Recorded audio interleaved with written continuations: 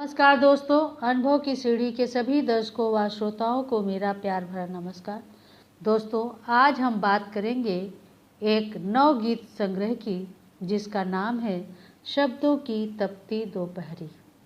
यह कृति वरिष्ठ नवगीतकार श्री ओम धीरज द्वारा रचित है और बिंब प्रतिबिंब पब्लिकेशंस फगवाड़ा पंजाब से प्रकाशित है।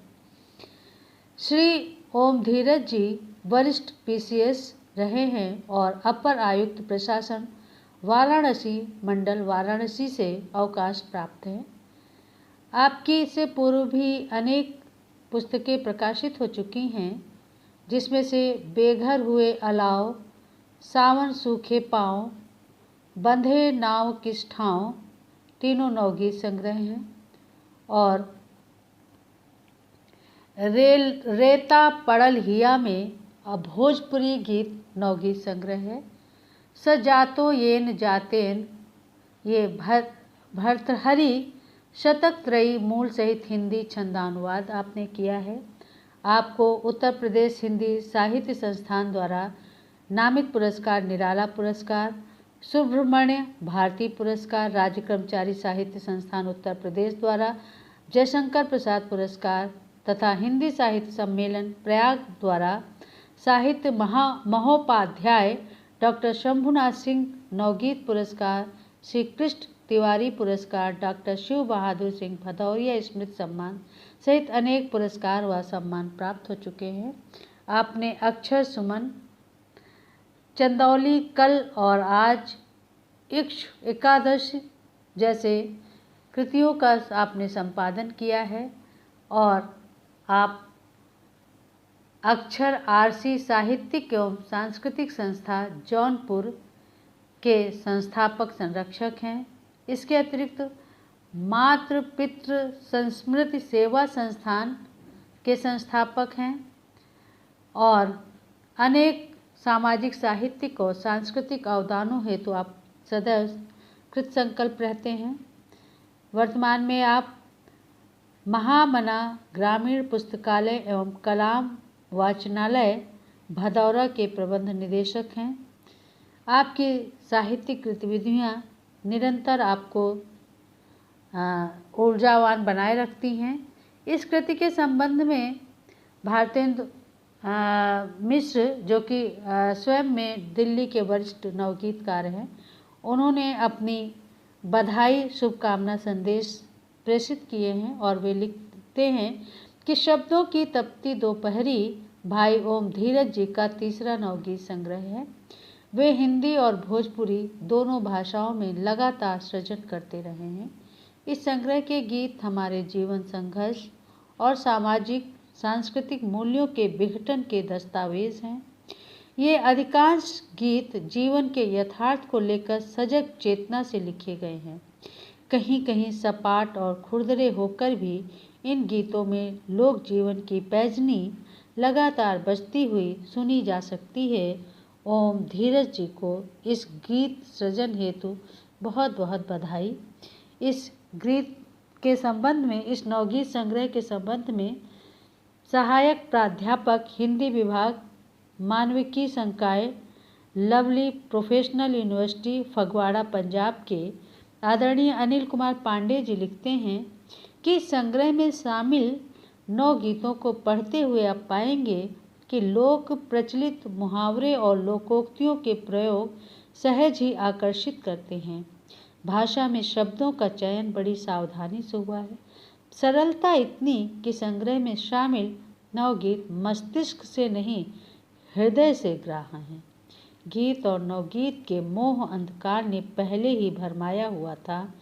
इधर कुछ विचारों के आतंक और कुछ शब्दकोशों की सहायता से गुम्फित भाषा के नव संस्कार ने पाठकों को और अधिक उलझा कर रख दिया है। ओम धीरज इन सब से बचते हुए दिखाई देते हैं। अतिशय ग्रामीण और देशज शब्दों के मोह से भी बचा गया है। इस संग्रह में जो एक अलग तरह की विशेषता है, ओम धीरज के नवगीतों की गीत की लिजलिजी भावुकता से दूर रहते हुए इनके नवगीत व्यापक विमर्श का कैनवास तो रचते ही हैं, भाव एवं भाषा के स्तर पर पूरी संजीदगी लिए हुए हैं। दोस्तों, इस संग्रह के विषय में विचार है कि भारतीय संस्कृति के हृदय स्थल तक पहुंचकर लोक संवेदना के चित्र इस संग्रह के नवगीतों में खींचे गए हैं, जहां ठहराव और बदलाव दोनों दिखाई देते हैं। इनमें उचित और अनुचित का विवेक गंभीरता लिए हुए है। गोलबंदी से दूर रहते हुए सच कहना यदि साहित्यिक ईमानदारी है तो यह इस संग्रह में आपको देखने को मिलेगा। और मुझे लगता है कि ये जो परिचय मैंने इस पुस्तक के संदर्भ में प्रस्तुत किया है आपको अवश्य पसंद आया होगा। और आज मैं इस पुस्तक के कुछ गीत आपके सामने प्रस्तुत करती हूँ। और मैं जो पहली कविता आपके सामने रखने जा रही हूँ उसका शीर्षक है देखो सपने। देखो सपने खुली आँख से लेकिन अपने, देखो सपने खुली आँख से लेकिन अपने, बंद आँख बरसों भरमाए नींद सुलाए, गूलर फूल नागमणि खोजे उम्र बिताए, बाल कौतुकी रहे मगर यह भी तो सोचो, अपने हाथ पराए मन के कब तक अपने, और धन की लिप्सा गूंथे ज्ञान की माला फेरे, नगर बोध को जीत गाँव में डाले डेरे, सात समंदर पार कूप की सीपी लाकर, सोचो क्यों कर यहाँ पोखरे लगे हड़पने, देखो सपने खुली आँख से लेकिन अपने। इसी प्रकार एक कविता है गाँव, कहाँ हमारा गाँव। ये कविता इस वर्तमान में जो गांव की दशा है, विडंबना है, उसको रेखांकित करती है। अत्यंत संवेदनशील ये कविता कि बाजारों को, कविता का शीर्षक है कहाँ हमारा गांव, कि बाजारों को इस दुनिया में, बाजारों की इस दुनिया में कहाँ हमारा गांव, बाजारों की इस दुनिया में कहाँ हमारा गांव, टूथपेस्ट घर घर जा पहुँचा, पहुँची हल्दी पैक, धनिया मेथी सौंफ सुपारी जीरा पाउच कैद, और नीम नाम पर क्रीम सोप है नहीं नीम की छाँव, बाजारों की इस दुनिया में कहाँ हमारा गांव, दूध बेच बिस्लरी खरीदे जब आए मेहमान, बिस्कुट चीनी चाय मंगाते बेचे गेहूं धान, अतिथि देव की रस्म निभाते अब तो बढ़े तनाव, बाजारों की इस दुनिया में कहाँ हमारा गांव, अंग्रेजी शिक्षा का बढ़ता डीजे जैसा शोर, और पूत कमासुत खेत बेचकर बच्चे शहर के छोर, देहरी पर माँ बापू बैठे जैसे बुझे अलाव, और बाजारों की इस दुनिया में कहाँ हमारा गांव। दोस्तों, एक और कविता है जो नवगीत है कि मन को छुए बिना। इस नवगीत का शीर्षक है मन को छुए बिना, कि मन को छुए बिना ही तन को छूना चाह रहे, और तन मन की इस जटिल द्वंद्व में पीढ़ी आज फंसी, और गंधहीन पुष्पित मुस्कानों उलझी एक हंसी, बिन कत्थे के पान पत्र पर चूना चाह रहे, मन को छुए बिना ही तन को छूना चाह रहे, शोरूमों में कैद रूप सी आँखों में तैरे, प्राणहीन शब्दों रस घोले होटल में बैरे, और घर घरनी को मॉडल एक नमूना चाह रहे, मन को छुए बिना ही तन को छूना चाह रहे।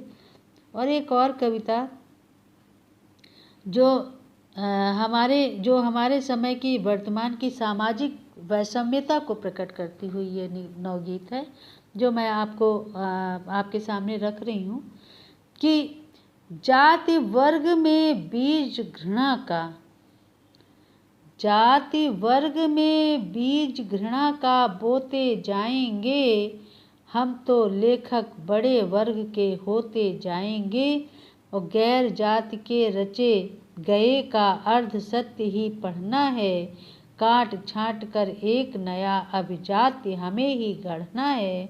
खड़ी दोपहरी सूरज का उजियार नकारेंगे, ढिब ढिब ढिबरी के कालिक हम पोते जाएंगे। हम तो लेखक बड़े वर्ग के होते जाएंगे। मीरा, तुलसी, सूर और यह मुस्लिम कवि रस खान भी हैं। ये हैं वर्ग भक्ति के पोषक दरिया और रैदास भी। इंगला पिंगला ताना भरनी इसे निहारे क्यों, बस कबीर का एक पक्ष ही ढोते जाएंगे। हम तो लेखक बड़े वर्ग के होते जाएंगे और जात वर्ग में बीज घृणा का बोते जाएंगे। तो दोस्तों, आशा है कि आपको ये श्री ओम धीरज जी द्वारा लिखी गई ये कविताएं, ये नवगीत अवश्य अच्छे लगे होंगे। और जो मैंने परिचय दिया है शब्दों की तपती दोपहरी का, उस परिचय से आपको इस कृति की जो गंभीरता है उसका अवश्य ही अनुमान लगा होगा। हम फिर मिलेंगे, मिलते